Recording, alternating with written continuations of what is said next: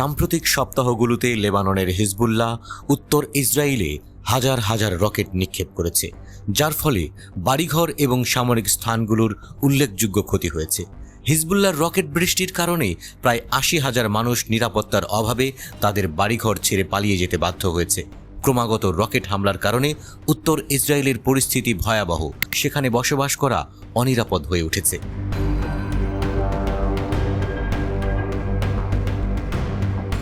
হিজবুল্লাহর দাবি, এই সামরিক পদক্ষেপগুলি গাজায় ইসরায়েলের সংঘাতের প্রতিক্রিয়া।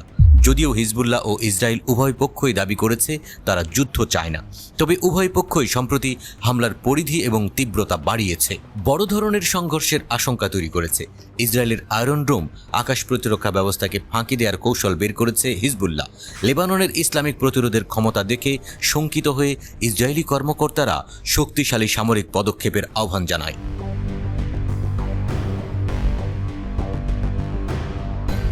হিজবুল্লাহ ইসরায়েলের গভীরে আঘাত হানার জন্য উন্নত ক্ষেপণাস্ত্র ব্যবহার করতে পারে। গ্রুপটি তার অস্ত্রভাণ্ডার ও কৌশল উন্নত করেছে।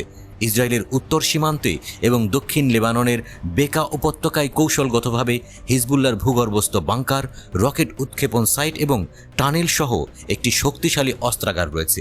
নিজস্ব বিমান বাহিনী না থাকলেও হিজবুল্লাহ একটি মিলিশিয়ার চেয়েও নিয়মিত মাঝারি আকারের সেনাবাহিনীর মতো কাজ করে।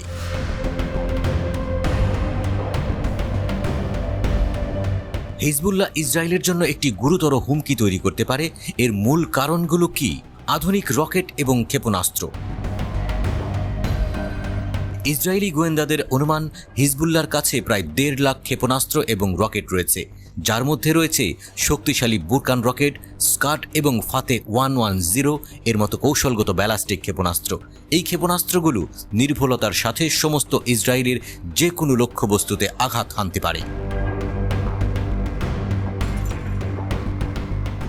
আকাশ প্রতিরক্ষা ব্যবস্থা। হিজবুল্লাহর কাছে এখন কার্যকর এয়ার ডিফেন্স সিস্টেম রয়েছে, যেমন SA-17 মিসাইল ব্যাটারি, যা উত্তর ইসরায়েলের উপরে ইসরায়েলি বিমানকে চ্যালেঞ্জ জানাতে পারে। সিরিয়ার যুদ্ধের অভিজ্ঞতা।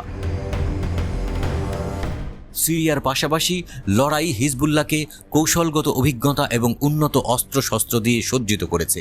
আঞ্চলিক সংঘাতে এর সক্ষমতা বাড়িয়েছে।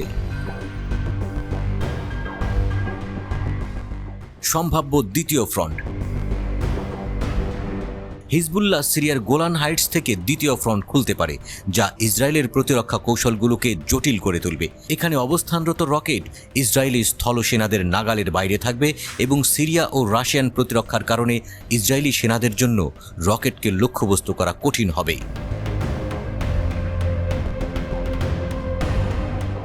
একটি পূর্ণমাত্রার সংঘাতের ক্ষেত্রে ইসরায়েলের শক্তিশালী প্রতিরক্ষা কৌশল প্রয়োজন।